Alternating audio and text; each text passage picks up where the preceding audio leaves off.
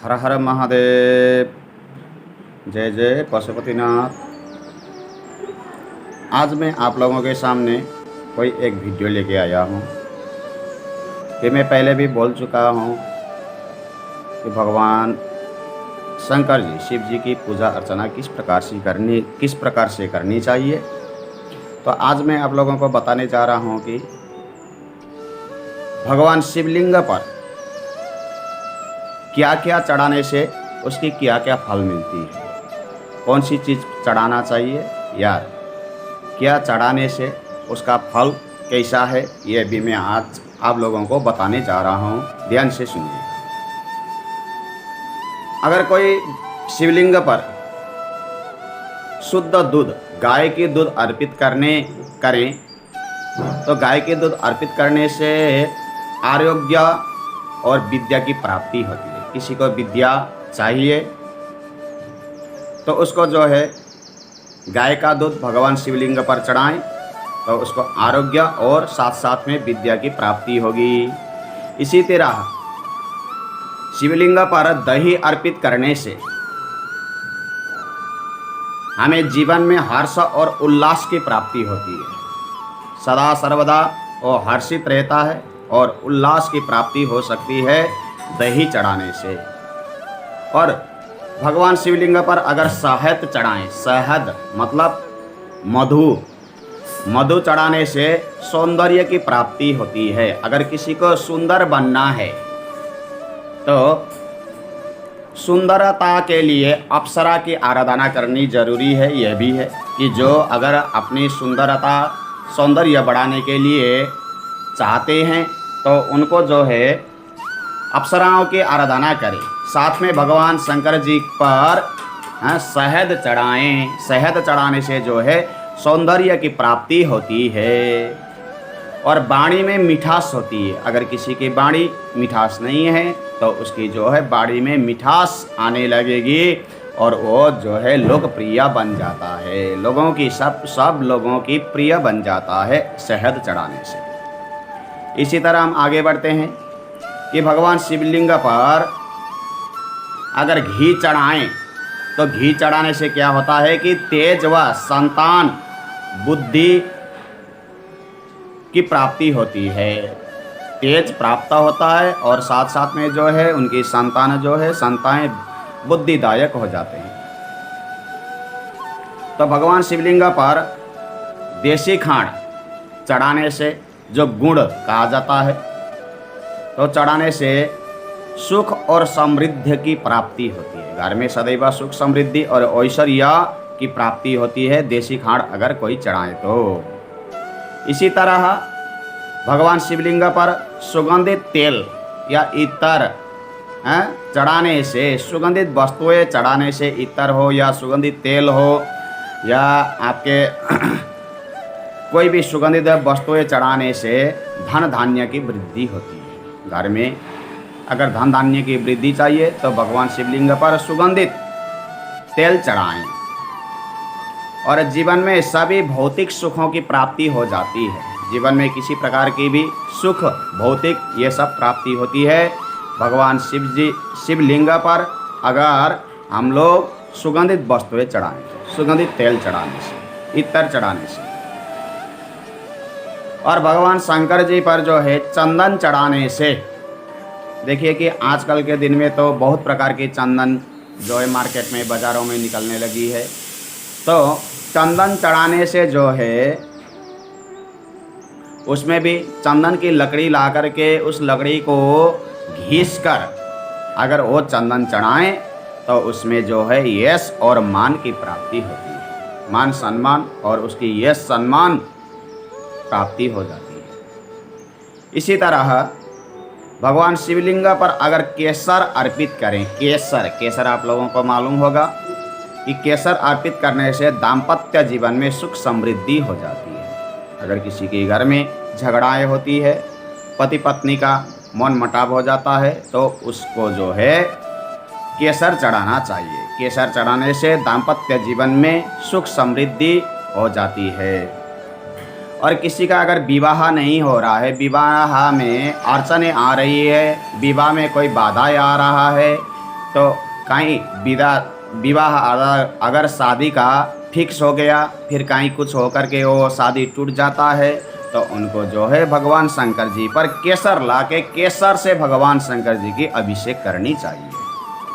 केसर मिला करके केसर से भगवान शिव जी का रुद्र अभिषेक करें तो ये सारा विवाह बाधा जो है या दाम्पत्य बाधा जो है ये सब शीघ्र ही उसके विवाह का योग बन जाता है। बाधाएं सारे टल जाते हैं भगवान शंकर जी की कृपा आशीर्वाद से।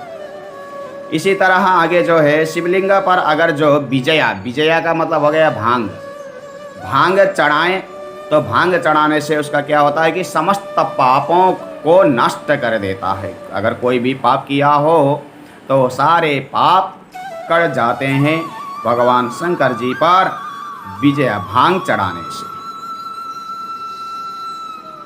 तो आगे हम बढ़ते हैं कि भगवान शंकर जी पर अगर कोई आंवला मालूम होगा है, आसम में तो आमलखी बोलते हैं, तो आंवला का रस अगर चढ़ाएं, उसका जूस निकाल करके आंवला की जूस बना करके जूस चढ़ाएं तो उसकी आयु लंबी होगी। किसी को आयु चाहिए तो भगवान शंकर जी पर आंवला की रस चढ़ाएं, तो आंवला की रस चढ़ाने से जो है उसकी आयु में वृद्धि होगी, दीर्घायु बन जाता है। और भगवान शंकर जी पर कोई अगर गन्ने का रस चढ़ाएं, गन्ने की रस से कुइहर के रस से भगवान शंकर जी की रुद्र अभिषेक करें तो उसमें क्या होता है कि पारिवारिक सुख की प्राप्ति होगी, घर परिवार में सदैव सुख शांति बनी रहेगी, सुख प्राप्ति होगी और घर परिवार में जो है उसको प्रेम बना रहेगा। परिवार में अगर मन मुटाव हो जाता है किसी का तो उसको जो है भगवान शंकर जी पर गन्ने की रस से अभिषेक करें। गन्ने की रस से अभिषेक करने से जो है घर परिवार में जो है प्रेम बना रहेगा सदैव। इसी तरह शिवलिंग पर अगर गेहूं चढ़ाएं, गेहूं में पहले भी बोला हूँ गेहूं के बारे में, तो गेहूं चढ़ाने से वंश की वृद्धि होगी।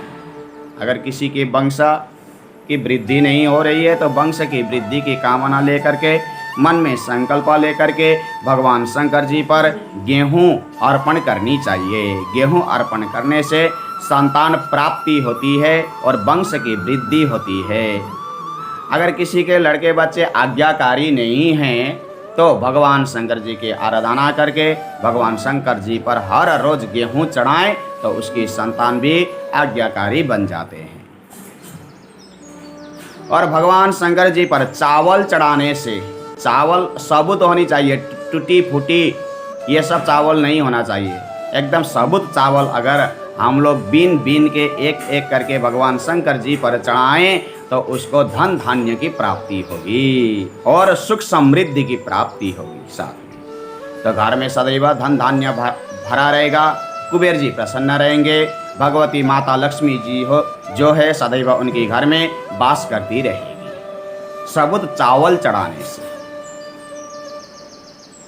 अगर टूटी फूटी चावल जो चढ़ाएं तो उसमें जो है घर में फिर परिवार में घर में गृहस्थ में जो है दरिद्र का प्रवेश हो जाता है, दरिद्री आ जाती है। इसलिए भगवान शंकर जी पर अगर चावल चढ़ाना है तो साबुत चावल चढ़ाना चाहिए। भगवान शंकर जी पर अगर कोई तिल चढ़ाएं, मैं पहले भी बोला हूँ कि तिल जो है 3 प्रकार की होती है, सफ़ेद तिल, काला तिल और केला रंग का तिल होता है, 3 प्रकार की तिल होती है। तो ये सारे तिल जो है भगवान नारायण के पसीने से उत्पन्न हुई है। शास्त्रों में पुराणों में ये कथा आता है, वर्णन आता है कि भगवान नारायण की पसीने से उत्पत्ति हुई तिल है। तो ये तिल अगर भगवान शंकर जी पर चढ़ाएं तो उसका समस्त पाप कट जाता है, समस्त पापों का नाश हो जाता है और शरीर में अगर कोई रोग भी हो तो रोग भी कट जाता है, निरोग बन जाता है तिल चढ़ाने से। और भगवान शंकर जी को ज़्यादातर सफ़ेद तिल चढ़ाना चाहिए, सफ़ेद तिल ही भगवान शंकर जी को अति प्रिय है, इसलिए सफ़ेद तिल चढ़ाएं। अगर किसी को शनि का महादशा है तो शनि की दशा शांति के लिए काला तिल चढ़ा सकते हैं, तिल की तेल चढ़ा सकते हैं, या सरसों का तेल से भगवान शंकर जी का अभिषेक भी कर सकते हैं। इस तरह करें, काला तिल का प्रयोग करें तो शनि शांत हो जाता है। अगर हम लोग सफ़ेद तिल से करें तो सफ़ेद तिल प्रयोग करने से जो है समस्त पाप और समस्त रोग का नाश हो जाता है। इसलिए भगवान शंकर जी पर तिल चढ़ाएं। चलिए हम आगे और बढ़ते हैं कि भगवान शंकर जी पर अगर कोई जौ अर्पित करें, जौ आप लोगों को मालूम होगा कि गेहूं और जौ जो होता है, तो जौ चढ़ाने से सांसारिक सुखों की प्राप्ति होगी। संसार में अगर कोई सुख चाहता है तो सांसारिक सुख जो है उसको अपने घर से बाहर जाए तो मान सम्मान इज्जत प्रतिष्ठा आदि ये हो गया सांसारिक सुख, तो सांसारिक सुख की प्राप्ति होगी भगवान शंकर जी पर जौ चढ़ाने से। भगवान भोलेनाथ की अगर कोई बेलपत्र से पूजा अर्चना करता है तो भगवान शंकर जी पर बेल पत्ता चढ़ाने से उसका मन दिमाग मस्तिष्क का शांति हो जाता है, वातावरण शांति हो जाती है, और साथ साथ में जो है उसका क्या होता है कि सारा संकट कट जाता है, संकट टल जाती है। कोई भी संकट आने वाली है तो बेल पत्ता भगवान शंकर जी पर अर्पित करने से उसका संकट दूर हो जाता है। भगवान शंकर जी को दुर्वा चढ़ाने से, दुब्बा है कि गणेश जी का सबसे प्रिय है दुबा, इसलिए अगर कोई भगवान शंकर जी पर शिवलिंग पर हो या भगवान शंकर जी की मूर्ति पर हो, अगर दुबा अर्पण करें, दुबा चढ़ाएं तो उसकी जो है आयु दीर्घायु बन जाती है, दीर्घायु की प्राप्ति होती है दुबा चढ़ाने से।